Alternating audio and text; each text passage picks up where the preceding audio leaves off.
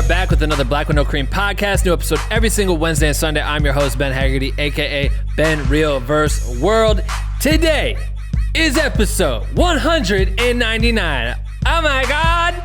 We are almost at 200 episodes, y'all. That is crazy. And today's guest is awesome. We have fine art music photographer Adam Elmakias. Adam has gained a massive fan base for his work after touring for mad years with Warped Tour. He shot for Wireless Festival, Coachella, and he's personally worked with artists like 21 Pilots, A Day to Remember, and Diplo, just to name a few. In today's episode, Adam and I discuss the importance of giving back to the creative community and continuing education. Adam shares how he has built an amazing online photo community and has even started running a weekly live stream to interview fellow photographers and provide info to the community. We discuss his monthly photo editing challenge that have been super popular, like the one that he did with Big Sean's photographer Thomas Falcone, challenging everyone to edit one of his raw photos of Big Sean. We also talk about the creative agency that he started with Thomas to connect with photographers all around the world and how they hire them to work with top-level clients in the music space. He also shares how he balances his personal life with his business life and the ways that he goes about keeping that leveled. We discuss so much in this episode. I'm excited for you to hear it. But first,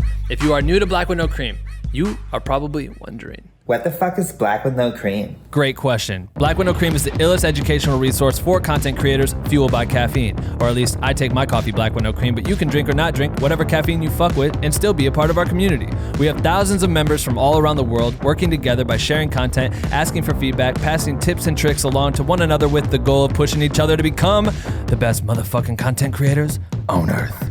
And you can join our private group if you want to by going to bwnc.com/join. We would love to fucking have you. Please join. All right, we're about to kick off this episode with Adam. Thank you so much for being here. If you are a supporter of this podcast, if you love this episode, if you've loved all the previous episodes, if you love the community, all the things, if you love Black with No Cream, I want to invite you to join our weekly motivational text messages that I send out. You should do that. The number is in the description. It's not some spammy shit. I know it kind of sounds like it, but I literally have a platform. I'm able to text everybody. I've been talking to all the creatives in the community. If you want to suggest ideas for the podcast, topics that we should talk about, if you have any questions, if you just want to shoot the shit, say what's up, you should do that. Text it. The number is in the description again, 319-209-9041. Hit me up and tell me what kind of creator you are so I can save it in my Rolodex. But that's it. Without further ado, I bring to you my episode with Adam and the most epic podcast intro ever created right motherfucking now.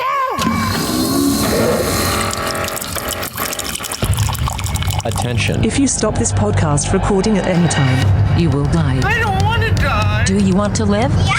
You have 24 hours to share this podcast with 5 people or you will die. I'm kidding. You won't die. You're just weak shit for not sharing. And the winner of the best motherfucking podcast goes to...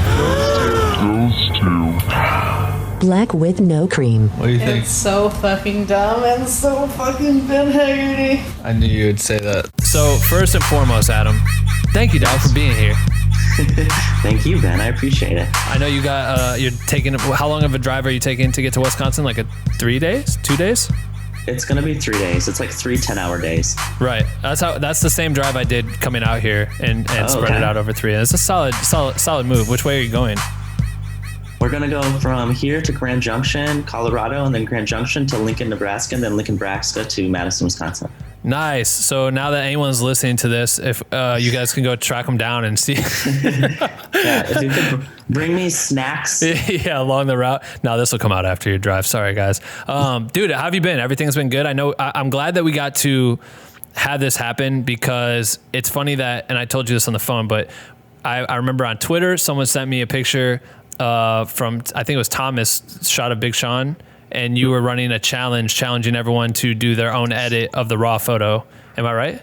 That is correct. And someone's like, yo, this is tight. You should do this with Black with No Cream. I'm like, this is a great idea. That's awesome. That's a really cool contest. And so many people were active. And then in the Black with No Cream community, people were posting their edits and they're like, yo, I just did this contest with Adam and this is my submission for the whatever, I don't remember what you called it, but it was so cool to see that in the community. And then we somehow got connected through Danilo later on. Danilo ended up doing one of his photos for it.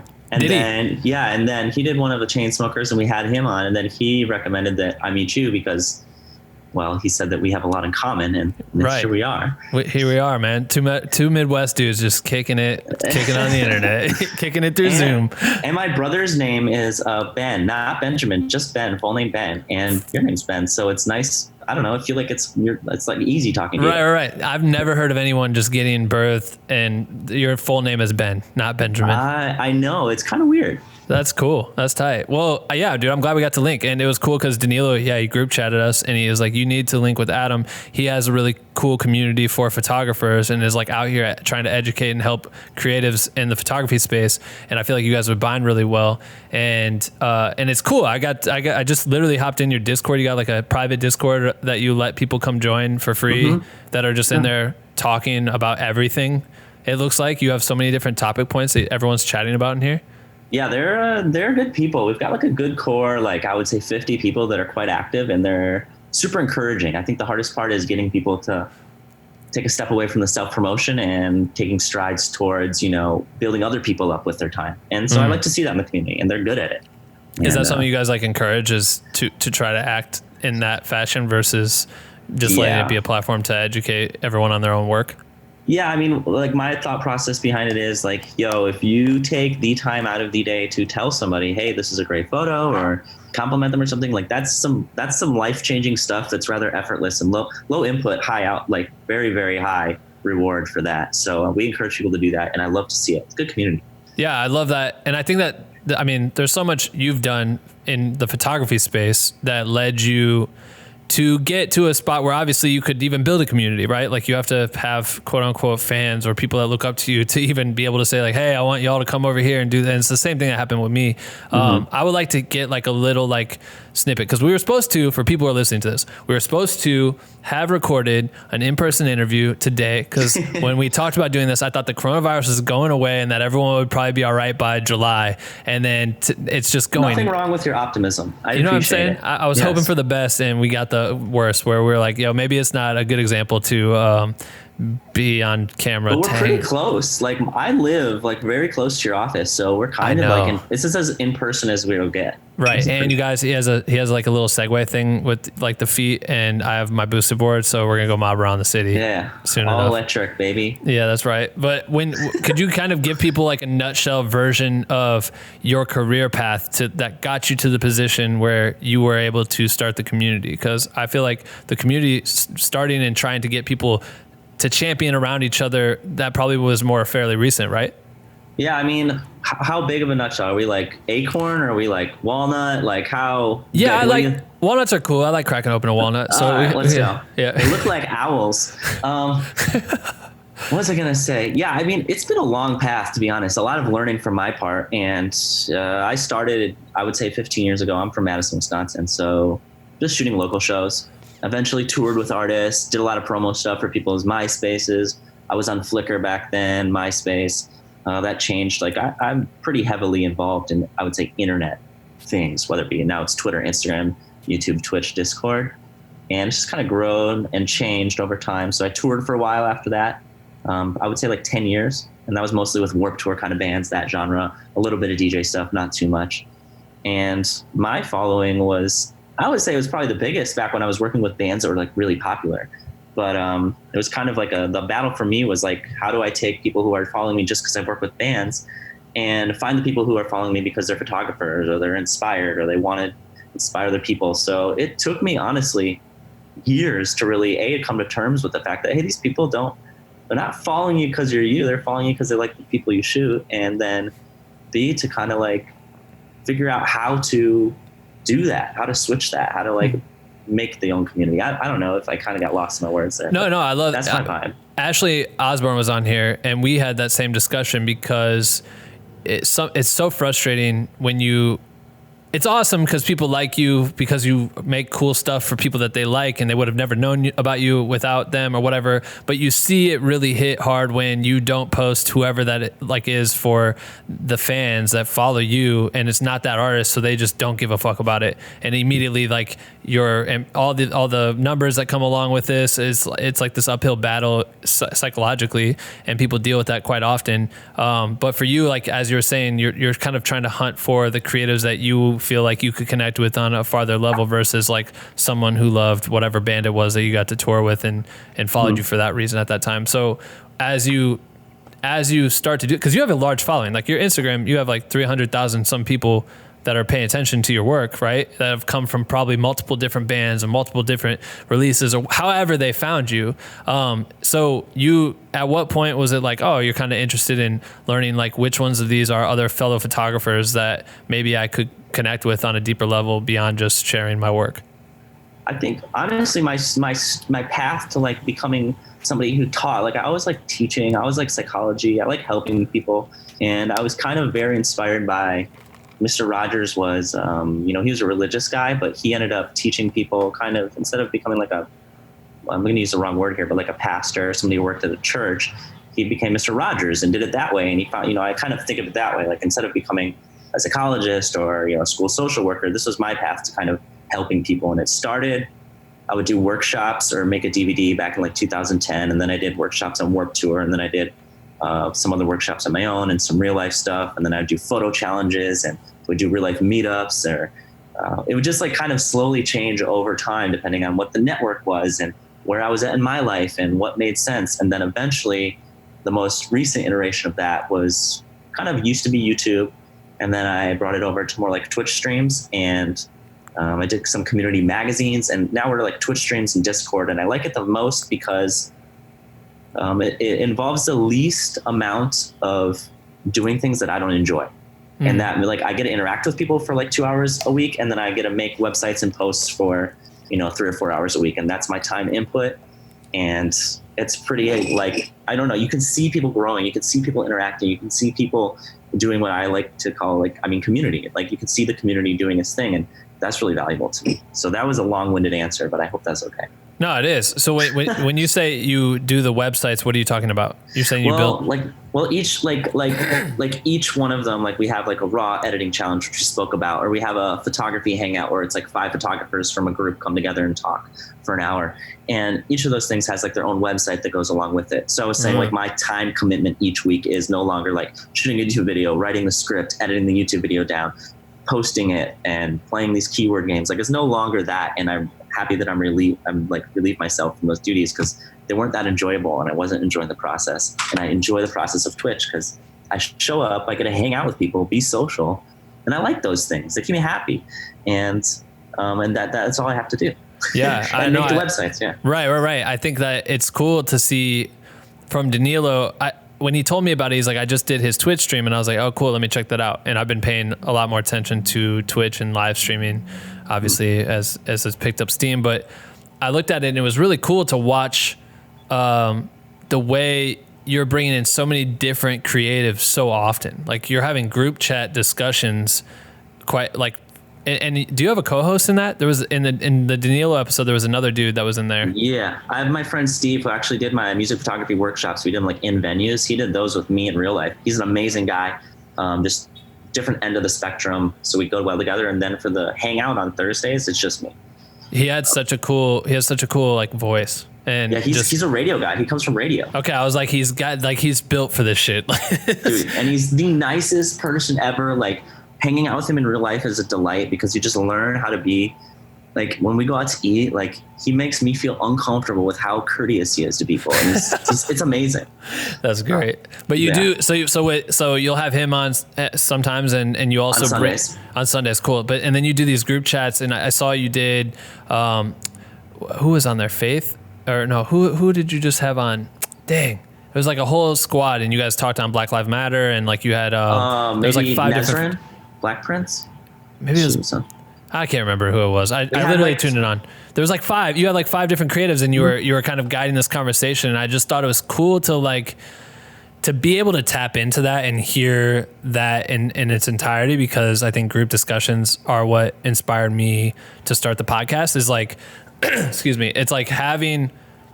We had a phone call like 2 weeks ago or something like that, and we talked for like an hour, and it was such a cool conversation, because we're both like educating each other on stuff, and we're just that's what questions. We're just asking questions and shooting the shit. And to me, that's like the best form of education, is being able to hear creatives chat. And so that obviously is why I want to start Black with No Cream, because I'm like, damn, I have way too many cool conversations with people all the time, whether it's backstage for an hour before a set, or it's in a green room, or it's in a tour bus, or it's in wherever. And these conversations are so impactful. So be able to bring those to the screen is so unique. And I love seeing that you were doing it and tying also, like with Danilo is so cool because you guys end up like editing a photo. So it's like, it's a great way for it's a video podcast, you know what I mean? But you added the element to it, like where we have the podcast and we sit and shoot the shit, right? And so you could watch us talk, but we're not doing anything that really needs video. You know what I mean? It's just there if you want to listen to it and watch it on YouTube, but we don't do anything. But for See you, what you're drinking. Yeah, right. What kind of coffee we're talking about, whatever. Yeah. But for you, you take it to another level and have like an interactive piece to it, which I thought is so unique. So when did you come up with that idea? Well, I used to do like a live thing called Be a Photographer, where we'd actually do like real life meetups, and we'd have like photo challenges weekly or monthly, and people would shoot them and edit them and upload them, and we would like kind of just bring people together. And then I switched it into just editing, and I would just release my own photographs like every week. So I did that for probably like 3 months. Wow. And then I was like, wow, this could be a way to incorporate other people. And I started with Matty Vogel, who's a very great music photographer.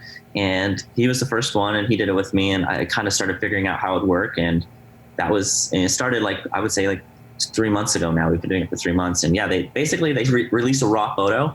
And the thought process behind that is, I'm sure you know, is like, it's kind of like that is the mentality we're looking for. Like somebody who's like, here is my work unedited. I want to donate this to you so you can get better. And that to me is like a really big deal, because some people, like I've had many photographers who turn me down. They say, I don't do that. I won't release that. That's my private work. I don't. And like most of them have done a good job to making me feel stupid, because it is like asking somebody to release a raw photo. Like some people, it's like a big no-no. Yeah, right. And, but luckily we've had like 8 people or 10 people now who have released it. And then, they release it. People edit for a week. Then we go on the show.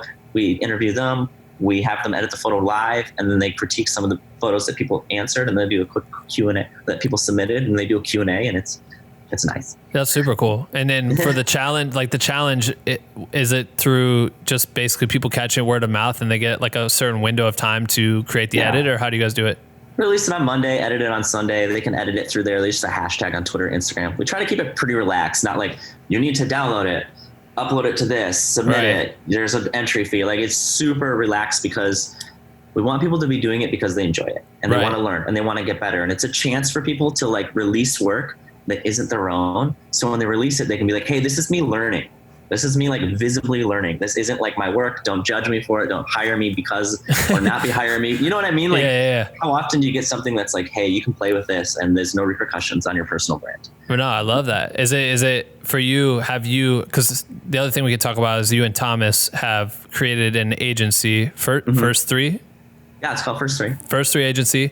And with this, do you see that like running these types of challenges, it can kind of show you, and I'm sure you, as you've done this through the past with so many different ways of you connecting with the community, it opens up the door of who's out there that may exist and people that you could potentially hire in the future. So like we're running a contest right now, and what I love about Black with No Cream contest is that I've learned about so many cool creatives that are out there that I just never would have found. I just couldn't have found them, but they just go so hard in these little edit challenges or shooting challenges, whatever. And you find a lot of people that you could potentially hire in the future. Have you found that through submissions and been able to be kind of like put on to new creatives?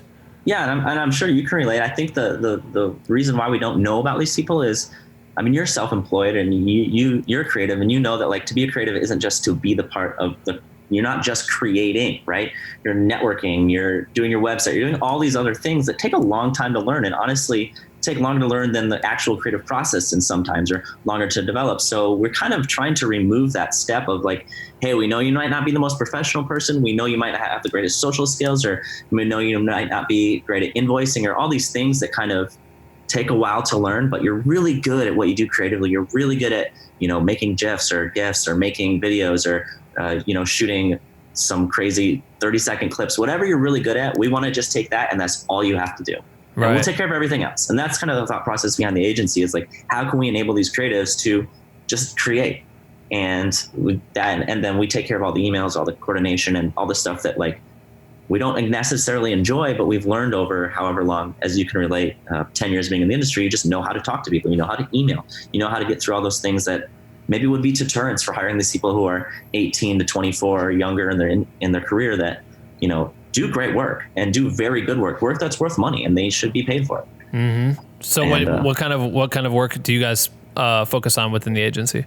Basically music based projects, and that can be anything from a music video to a lyric video to a promo shoot to you know, hey, we need you to come to this festival and create content, and we can really specify what kind of content is being created. Because we have such a big pool of creatives, we just reach out to them and say, hey, we need you in this place at this time, can you do it? And it's just a lot easier. We just have like basically a database of people, and we'll train them, we'll figure out what they don't know, what they need to know for, you know, going to a festival. Maybe they're really good at taking photos, but they haven't shot a festival before. So we'll teach them world. Yeah, teach them how to pick up their past, teach them how to work with people, what to do, what not to do. All those things are just, we teach them if they don't know. And, you know, some people need creatives in like Wyoming, and it's hard to find. It's hard to find them, but we have them, and we'll reach out to people that are wedding photographers and train them in music, and it's just fun. That is fun. It's a good. I love it, and this makes so much sense why Danilo looped us, because I'm like, it's just cool to see you build this with these specific creatives, and being able to pull people together is so important. And I think that it's, for us, we're always telling people that it's important to get active in as many of these as possible. Like, there's so many people that are part of Black with No Cream that should be joining your community, like your Discord immediately. And vice versa, obviously. But like to be able to take advantage of that and have the opportunity to hear from you more often and tap into your brain, or maybe take a part of like, you know, anything that you're offering, helps a lot, but also builds you into a position to be able to strive in Wyoming when you come calling about a job that you have. And because they've paid attention, they understand your body of work, how you do these things. When you give a tip, they digest the tip, they write the tip down, they focus on it, they practice it. Like, that's what people are going to look for when they hire, and having access to communities like this is so key, in my opinion. I would love to hear this. You've done shooting photos forever, right? You did the touring for a long time. You no longer tour as often, or no? I tour a little bit, but I don't really create daily content, so it's a little bit of a different thing. Like, I'll come out and shoot something for a book or something for a specific use, but I won't just create content generally. Sure. So how often, before coronavirus, what was like your balance of trying to educate and also doing jobs? Like, you know, dude, I would love to hear your balance. Honestly, I would say that I was in a little bit of a unique lull of part of my career. I just was basically toured for 10 years. I took about a year and a half, 2 years off in San Diego. And then I just moved to LA in September. And that was probably the weirdest time to move here, because I had about 4 good months and then I was off. So my goal was to move over to doing more shoots at home and then touring if people need it while I was here. And I just started to do that. But prior to that, I was touring on and off with Diplo and A Day to Remember, just back and forth, kind of bouncing every few months or something. It's a dope combo between artists. I know, right? Yeah, that's such a good one. Just good people. I like good people. So so as you're out here, you're doing that. I'm curious to know, because for me, I do jobs as well, and when I'm working with different clients and stuff, it's really tough to micromanage and stay above it. And I found that I'm like obsessively more interested in Black with No Cream and building the education space and helping others. It just seems to kind of like always consume me. No matter how cool a job is, I always end up like being like, oh, I just wish I could not be up for 18 hours doing this dumb edit for something that it's cool. It may be cool, but like I'm more passionate about the work that I'd spend doing, you know, being here in the office. This is like purposeful work. And I would argue the other work is much more transactional, where it's like, hey, we need you to do this. I'm going to do it. You're going to pay me. And then maybe I'll use it for my portfolio, but it's not like it's deep to your heart and you're not affecting people that you care about or people that you want. You know, you're not part of anybody's, I mean, you're part of somebody's story, but it's usually somebody that's rather successful and maybe might not even know the work you're putting in. Sure. So I imagine that the stuff you're doing with Black with No Cream is quite rewarding in ways that, I mean, are pretty good human values, I would say. Yeah, no, it is. And I think that's a great point, because It is always that. It's either you're taking a job because the bag is going to be nice and big, and that'll help, you know, especially that this is like a startup. Bag means money. Bag means money, people. Mom, Bag means my money. mom knows what it is. My mom listens to podcasts I say this on every episode pretty much. Trying to get the bag. Get the bag, Mom. My mom's a nurse getting the bag. Yes. No, but like it is nice that can bring in some income, but those jobs, for sure, the jobs that are strictly just like, all right, this is going to be good money. I don't really want to do it, but okay, I'm going to do it. And you go and do that job. When I come back, it's so fulfilling here. And I've purposely tried to spend the last like year for sure. I got off tour with B&J in 2018, or maybe the end of that year. So right into 2019. And when I came home for 2019, I was like, I really just want to dedicate the effort that I would give to them here. Like, what happens if I put those hours and that hard work that I do for clients like them or any of the other jobs I do and put it into the podcast, put it into growing a community, trying to give back and find ways like, what will this transform? And it's been awesome over the year. It's been amazing, but it is always like a battle because a cool job will come in, or a job that I am, obviously I was passionate about working with Beyonce and Jay-Z. That was fucking awesome. And it took up my whole 2018, the whole year. But the other smaller jobs are random, like branded content and things like that. Some of them aren't always as awesome to be a part of, or the experience isn't as great. So when I'm here, I really want to put my time and energy here. Do you struggle with, it can be addicting for you to be putting on a contest and seeing all the comments come in and people telling you thank you for creating this type of community, and you get all that, and to do the Twitches, and just I watch the comments. The people are in there just watching y'all live, you know what I mean? Like, they're not doing it at their leisure. They're doing it at a specific time that you set because they know the impact's going to be there. They want to participate. They want to ask questions. When you see all that, how hard is it to not do that on a specific day because you have to go to work or find time or work the extra hours just to make that happen on top of doing the jobs? That was I talked so much. My bad, bro. You don't have to apologize. You just have to let me process. You just have to shut the fuck up. No, never. I mean, to be honest, my career, I don't work as often as I did years ago. And I found, and when I was talking to other photographers, I found this because I was touring so consistently that people really stopped hitting me up to do work because I was so unreliably home. And to be honest, I was gone so much.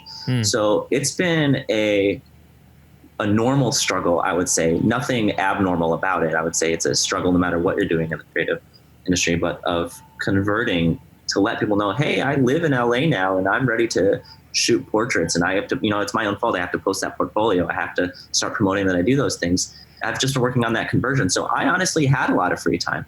I was just focusing on how to use it up. And for me, the hardest part is just creating a good schedule, and having the Twitch stuff was a schedule I can maintain because like a lot of creatives, I do like my alone time, but I really need more human interaction to like kind of move me forward. And Twitch solved that for me. YouTube didn't. YouTube was like, hey, I'm going to post this. I'm going to take a lot of time doing things I don't enjoy, and I'm going to post this. I'm going to hope that it triggers some conversation and interaction.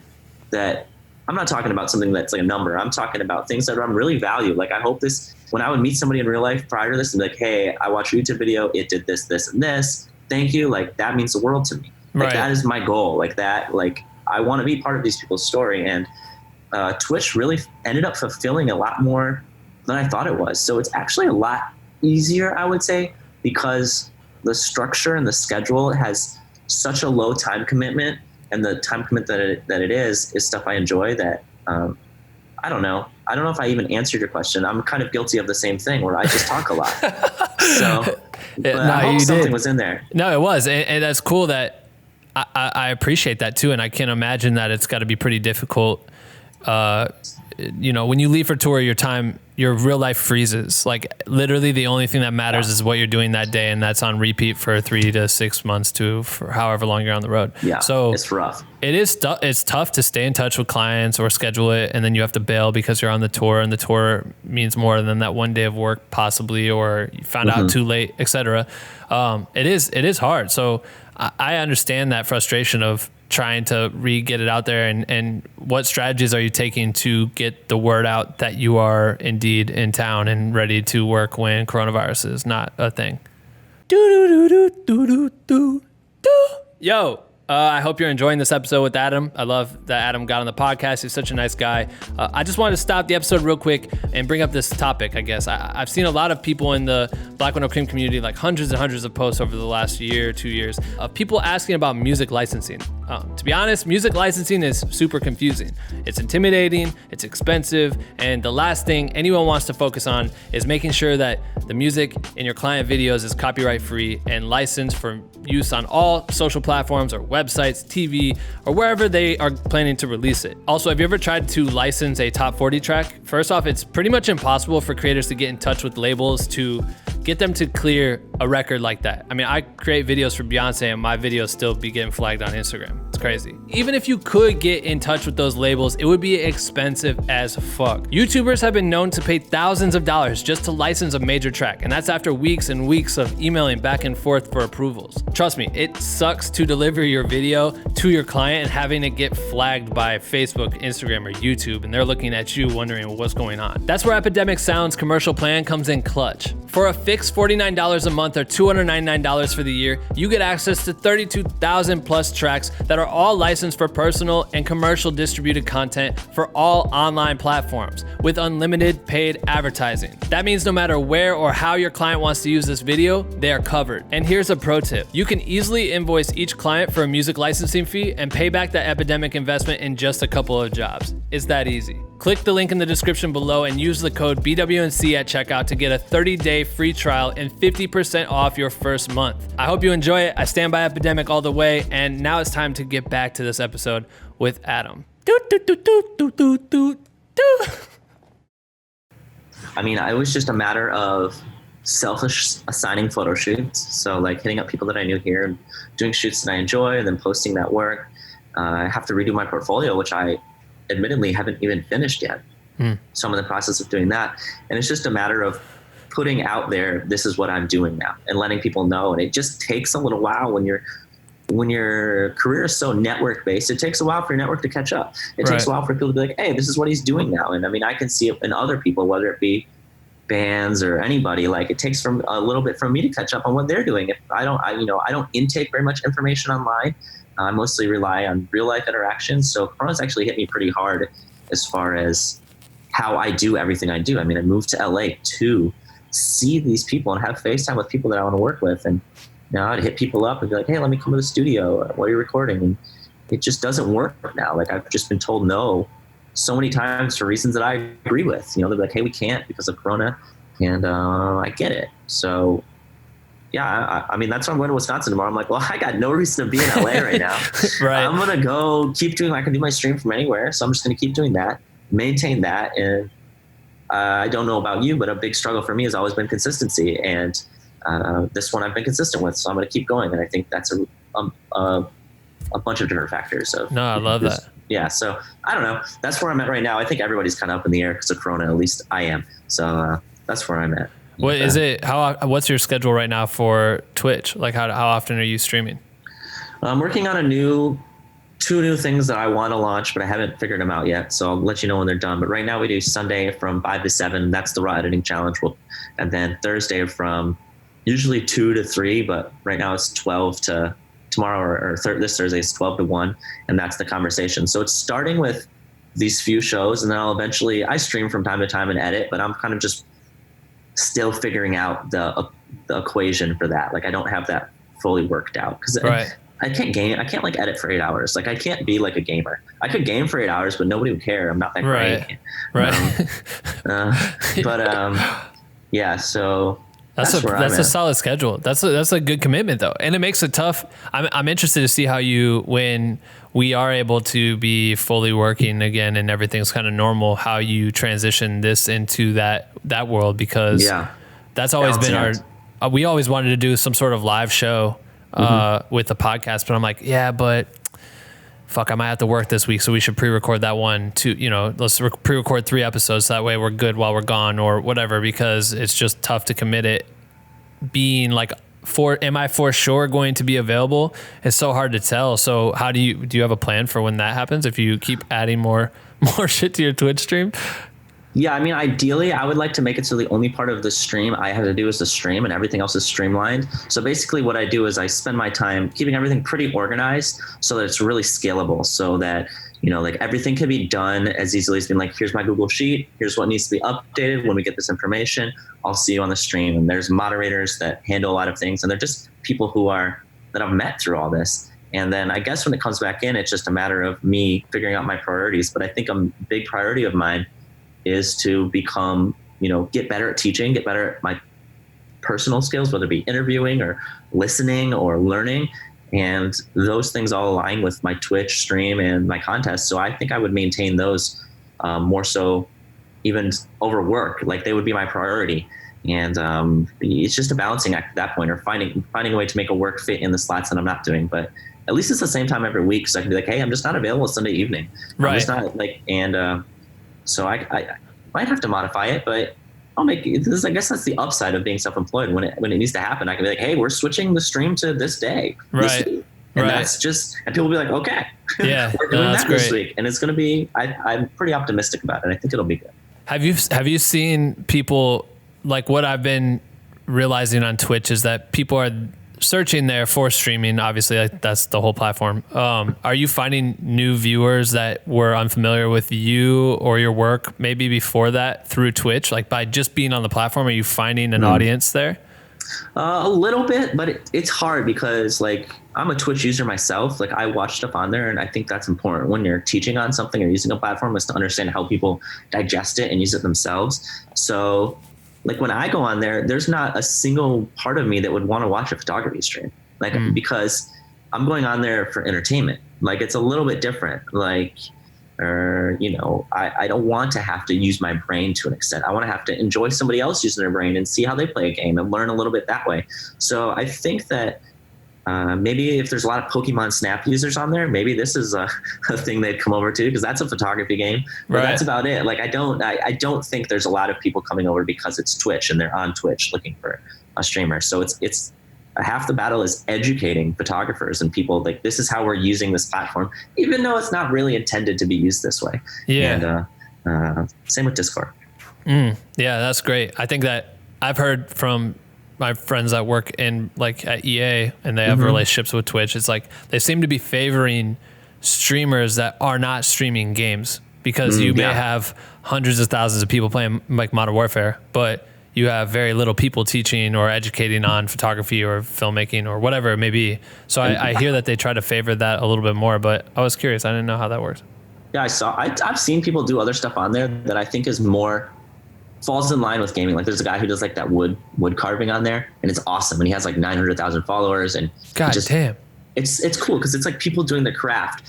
But I think we're using it in a little bit of a different way, and maybe there's a reason there's not a lot of photography people on there. Maybe it just doesn't work very well. But you know, I'll try it out for at least 6 months before I give up on it. And it's going great so far. So I don't know. I've liked watching it, and I think it's really just about, it's the same thing with Black and No Cream. We have like our Patreon, and then we create a Discord for Patreon, and then it's about teaching people what Discord is, and if they're not Discord users, it's harder to remember to get on there. And I think it's the same for Twitch. Like I love getting a notification that you pop up on like on Twitch. Like I now am notified from the app that I'm getting that. I'm like, oh cool, so I can tune that in. Thanks for attending. Yeah, so you know what I mean? But that's like, it's cool to know that you're live, and I can just tap in if I have the time to do it. And then I think as people become familiar with your schedule, they base their schedule around it, because if you're especially if you're trying to learn, these are great resources from people that have a lot to teach. And the best part is it's not just you teaching. That's my favorite part about me. It's not just me on my podcast talking about whatever. I have you on here, and you know more than I do about so many other things. So when we have conversations, I'm going to continue to be educated. If I'm getting educated, that means for fucking sure they're getting educated. You know what I mean? Like I've spent so much time trying to learn. I love that shit, man. I think it's really unique. And when I popped open your Discord and I asked them if they wanted to ask you any questions, I feel like we should rip through some of these real quick. You might have to tell me who asked them so I can envision them, because I've become so personal with these people now. Like I know like the core group, and I'm interested to know. Did Discord started after coronavirus happened? My Discord or yeah, yours. Yeah, it started after I even started streaming. Like I would say it's like a month old. So this would be really cool to see how this goes when you do community events. Like everyone seems so dedicated. I mean, there's like hundreds of people in here, and it's not like, I think as people become so intrigued by being a part of something that's exclusive that they may want to, like, especially when something live happens, everyone's going to roll out, you know what I mean? Which is, yeah, dude, they come out. They like the raw editing challenge part of that Discord is sick. Like I love to see that. It's just a matter of figuring out like how granular do we get? How do we break this down? What do we allow? What do we not allow? It's like, it's really hard to draw the line. You almost have like your own built-in government to make these decisions. Cause I'm like, right. I don't know. I want people to be able to post their own stream, but at the same time, I don't want everybody to post their own streams. So what do we do? Right. I know that shit is hard. I hate that. Hard. It's brutal trying to police like a community, and I don't know. All right, let's see what we got. Renowned. Do you know Renowned? I don't know Renowned. Don't take it personally. Renowned says shower shoes or nah. Okay, they use our Twitch stream. That's like our question we ask everybody, and I'm a no shower shoes guy. But we're talking about on tour, not at home. We're not talking on tour. About, yeah. I don't really use shower shoes. That's just how I am. I'm savage. Savage feet. He's got savage feet. Tell Tell your girlfriend to get us on this right now. What does she say? Are Adam's feet savage or nah? I'm not. You're like, I'm not. I'm looking at her. She's going. No, I am the opposite, and I will find. I don't have shower shoes. I had like flip flops and shit, but I'd always like almost fall a lot. That's shower shoes. That's what they are. Okay, cool. Flip flops. Yeah. I thought it was like the underwater. Those underwater shoes. No, you're good. But I will take as many towels as it takes for me to build the road to the shower and stand on the towel, and I'm that person. Yo, Ben was here. I could tell because there's a white 100,000 towels to his shower he's taking right now. But seriously, I'd be curious to hear his thoughts on the importance of Instagram for photographers, especially show photographers, if there are better ways to get your work exposed. That's from Renowned. That was a follow-up question. Oh, importance of Instagram. Yeah. I mean, it's a good way to create a snapshot into what you're doing, but I wouldn't say it's 100% crucial. I think the most important thing is what you're doing in real life, who you're meeting, who you're talking to, and what you're doing with that time. And I think Instagram is to me, it's a good way for somebody to be like, what is this person about? What do they do? What do they like? What's their judgment like? Like, what do they post? How do they think other people want to be seen? And I think so I think if anything, make sure it backs up your character. I would hate for it to be detrimental. Like, I don't know. What do you think? I think it's important. No, I do too. I just was looking at your Instagram, and I'm curious to know. It's empty right now. It's complete. Everything's gone. Yeah, I'm working on just redoing my portfolio and everything, and kind of taking a step back from the internet and being so open with everything. So I just wanted like a little full reset and to be a little more conscious about what I put out there, because I don't know. I want people to get the image of me that I want them to see. I don't want them to have so many options, right? Like somebody might look at one Instagram photo and then another one and have one image of me, and then somebody might look at one blog post and another blog post and have a totally other image of me. Interesting. So I really want to control that pathway that people take so that everybody gets the exact intention that I'm going for. Right. And, that's kind of my thought process behind it. Is I want it to be more. This is what I want to portray. Right. Yeah, that's really interesting. Confusion.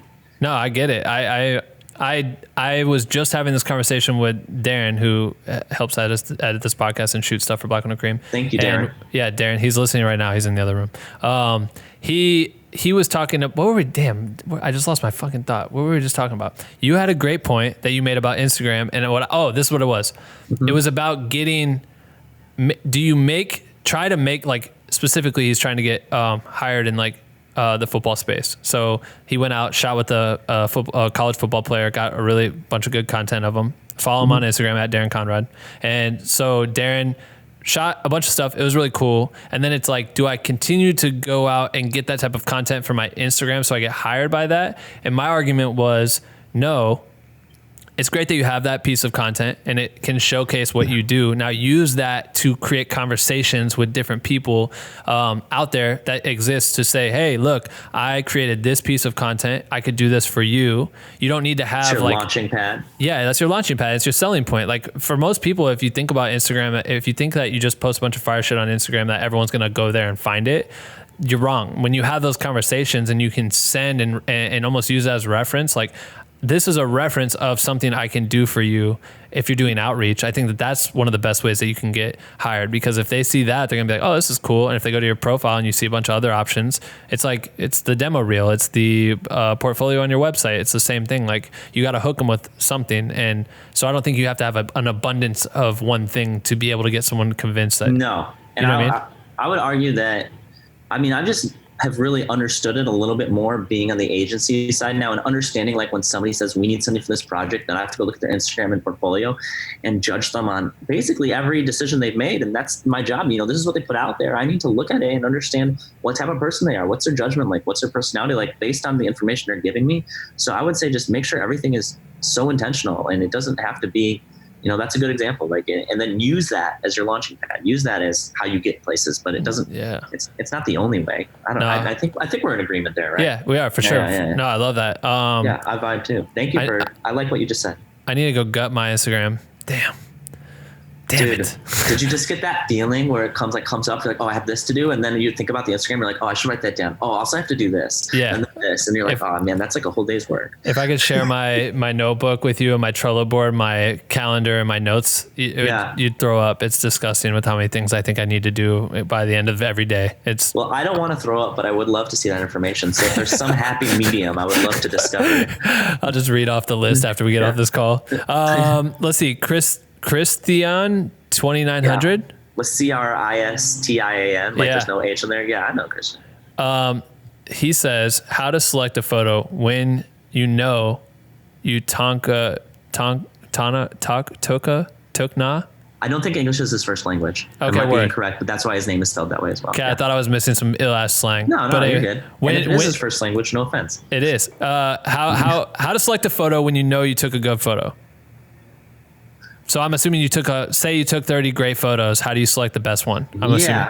You go through and you find what you hate about each one. When you slowly get rid of them and you're like, all right, I don't like, you just nitpick. Or you can go through really fast and see which one, like, you feel it deep down. When you get someone that like really clicks, it hits you like somewhere otherworldly, where you're like, ooh, I just need to like turn off all my lights in my room and stare at this from like 10 different distances until I see everything I like. I don't know. It doesn't happen very often. So I know. I agree. That's a good, both great methods. If you want to take the slow approach or the fast approach, but usually if you do the click, like that's like the, what's that? It's like roulette or something. Like the thing spins around and it lands on one. You know what I mean? Yeah. You want that? That's called roulette. Yeah, you got it. Jesus, I'm so bad at saying people's names and reading words in general. That's okay. 𝐅𝐻𝐋𝐋𝐖. No, people are getting creative with their names. I don't think you're at fault here. Okay, and I don't think they'll be offended. He or she says, hey, Ben, I love the podcast. Woo! I'd love to know if he has any advice for networking, especially as a small creator. What would he recommend? Instagram, Twitter? I know we just talked about that, but like when you are small, right? When you do live in Wisconsin and your only job opportunities are shooting cheese curd farms and whatever else lives in Wisconsin, Madison, whatever. What do you do? I'm not offended. It's cool. No, I love it. You're only like 3 hours away from me, by the way. Yeah. It's like a solid 3 hour drive. We used to drive the same place. Yeah. Is Tyrrell Basin in Madison? Dude, that's our ski resort. What? Yeah, I used to pull up. I used to be there. That's what's up. That's crazy. We probably rode right by each other. Yeah, that's cool. But okay, so if you're a small creator and you're trying, you're in your city and maybe it's not as big as LA, New York, Chicago, wherever, what are some tips that you would give for people to build the exposure and find new clients? Well, I think that there's definitely, like, in my opinion, there's a mindset adjustment there that has to happen first, where don't worry about what other people have, how it's bigger than you. There's somebody who's smaller than you, and it's honestly irrelevant. It does not matter. You just need to focus on what you have and focus on how to make those things work for you. Like it doesn't, like nobody's gonna be like, oh, he only shot this size concert, but he's not shooting the. People aren't going to know what you don't have. Just show them what you. Just do you. Take great pictures. Do good work.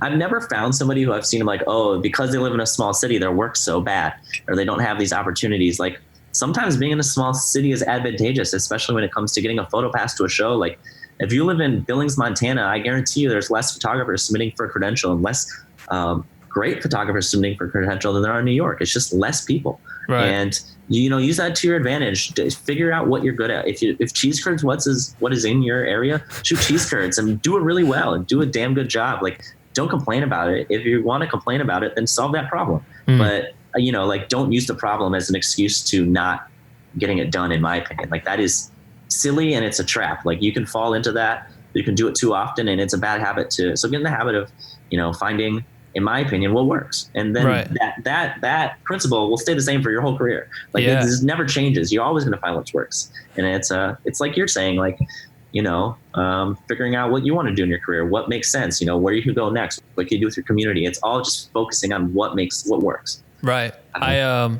love that. I think. Sorry. I'm trying to digest it, because there's like so many good points. And I think one of the illest points is like, I find myself extremely inspired by my friends that live in small cities or small towns. Like I have plenty of friends that are from Iowa that continue to be creative, and I follow them. And I think what's so interesting that when I compare it is that I feel so spread out on everything I'm doing, where, like I said, my notes for things to do are just dumb long, that I feel like I can't ever be as creative as I want to be, where my friends that are in small towns have less obligations because they don't run a podcast and they're just being creative. And the same in LA. There's so many creatives that just do this, where they're able to just focus on that and bring high level there all the time. And when I find myself so spread out, I'm like jealous of that. But I see my friends, and it makes me think back when I was in Iowa, I would spend days to do one thing, where now I have to like try to get it done in a singular day or in an afternoon, and be, you know what I mean? Like, I see so many people spend so much time perfecting the craft, and they make things look really awesome.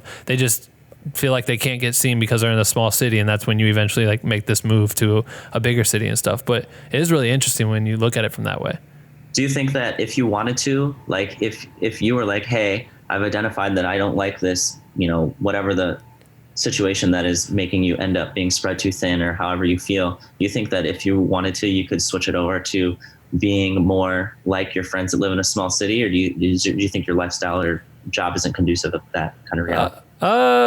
Yeah, I think I'm getting, like, right now we're putting so much work into figuring out what this is and the workflow of this. And as we spread out with people like Darren and Nikos and Justin and everyone that's helping us out with the podcast and the Black with No Cream community in the background, it's making it easier to focus on some of the busier things and focus on more gradual things. But every time I get a new extra hour, I spend that hour doing something new. And so I just keep adding it. And I think that's me being obsessed, and I just like obsess with growing. But I think as we kind of dial in better systems, I'll be able to spend more time focusing on other stuff. And I have been able to do more. Like I did a music video before the coronavirus stuff happened, but I always get that. It's usually when you're in the low point of you just do have so many, I have to get all these things done. And that's when you see the one post or the one video or someone sends you something on text and you're like, damn, this is really cool. I want to do that right now. Instead of have to like pre-record a bunch of intros or write a bunch of copy or do Instagram, you know what I mean? Like all this stuff. It just checks you. It makes you think like, well, I'm living right now. Like, what do I want to be doing with my living? Right. And you're just like, do I want to be doing, I don't know. It's hard. It's hard when you're in total control. And it's a big burden. It's a burden like I'm not complaining about, but I definitely recognize that there's a lot of responsibility behind that. Like your choice is what you do. Right. That is true. Do you ever like want to move back to the Midwest? Do you ever see that happening? That's still happening. I think that the Midwest has values that I really identify with and things that are really important to me that involve like family values or lifestyle choices. And the people there are generally more interested in you as a human being than you as a transactional, how can they use you to go somewhere? Wow, that's crazy. I don't know. That's so crazy to think of that. I mean, this is true. This is a work city. This isn't a family city. And you need to be honest with yourself about that. And I understand that. That's why I'm here to work. But I would move back there for family life. I would think that would be nice. Yeah. I feel that. All right, let's see. Is there anything else? One more I'll do from Brooke Cornish Gamer. Brooke is the best. BF97. All right. They are from, go. All right. So she says, is it two people? There's two people in the picture. You said they are. Oh, I say they because I don't actually know their gender. Oh, word. All right. So I'm Brooke. not sure. Mm-hmm. Brooke says, best tips on getting into a schedule for a tour: sleep, diet, exercise. So when you're touring, what's your system that you create for yourself? It's a good question. They say getting on a tour or while you're on the tour. What did they say? best tips on getting into a schedule for a tour. So I'm assuming you're already on tour. You're on tour. You're getting there. Yeah, you got 3 months ahead of you. Same shit every day. What's your schedule like? How do you do it? To me, step one is let's figure out what you have to do every day. What work you have to get done, and then what personal things do you have to get done. Working out, eating, you just kind of put it all on a list and then figure out when you can do it. And then lastly, figure out how much sleep you're allowed to get.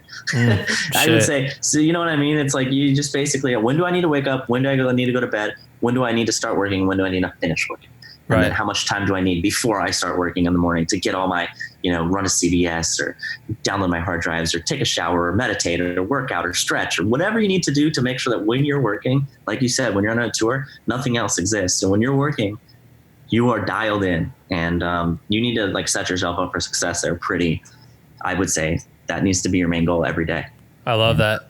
Is exploring cities a priority for you? I like exploring cities. If I generally try to do it with the artist, if that makes sense. I'll do it in the morning, like get a coffee or doing something like that. It's a good way to relax and get a little bit of real world in you, so you're not so same parking lot backstage every day. Something just stuff to keep you sane. Yeah, I feel that. Dude, I know I can't wait to do the interview with you to be able to hear the entire story of how this all came, because I know we briefed over so much stuff, but I appreciate you for hopping on here for a little bit, shedding some insight in the community. I really think that we need to we can do a virtual one, but eventually we got to do this big public thing. Like, we need to bring everyone together into one event. Yeah, we can do it could be like Black with No Cream X, and then have whatever we want to call whatever my side is, and we can just push a bunch of people together and be badass. I can't wait. We were planning on doing that for my birthday in June, and that's what When's I wanted. Your birthday? June 5th. All right, I'm June 25th. Is that still? June. Are you still a Gemini? I don't know anything about that shit. No, I'm the Cancer. Cancer, got it. Right. Yeah. Well, happy belated, bro. Thank you, and you as well. Thanks, man. Good. We both have birthdays this year. How crazy! I know, how crazy is that? Yeah. We have so much in common. Wild. No, but I think our goal is to do a big Black with No Cream thing and start bringing me having gotten the opportunity to go to events like that. There's nothing better than meeting people that are like you and think like you, and are open to collaboration or just to become friends or whatever. Bringing those people into the same space is so powerful, and that's what we can't wait to fucking do that shit when this is all over. And so I think it'd be awesome to bring them all together. That would be so cool. Well, we can make it happen, I'm sure. Well, all right, dude. I appreciate you. Drive safe for the next few days. Thank you. I appreciate it. Are you bringing your camera? I'm bringing my camera only because the people I'm staying with, I'm going to take family photos for them. I just did that with my nephew. Yeah, dude, they love that. It's so easy for us, right? I know. It's so rewarding. So yeah, I'm looking forward to that. That's good. All right, cool. Well, we'll get you in here soon. I appreciate it, and you have a good one, dog. Thank you. You as well. Appreciate it. Later, player. That's it for episode 199. 200 is on the way. Yo, huge shout out to Adam for coming on the podcast. I really appreciate you. We were supposed to do this in person, like we said, but it's just too early with this COVID shit. I don't want to make people feel uncomfortable. I don't want to feel uncomfortable. We got to take care of each other, etc. But we will get Adam in here to do a proper interview soon. If you enjoyed this episode, do me a solid. Just subscribe on whatever podcast platform you're listening to.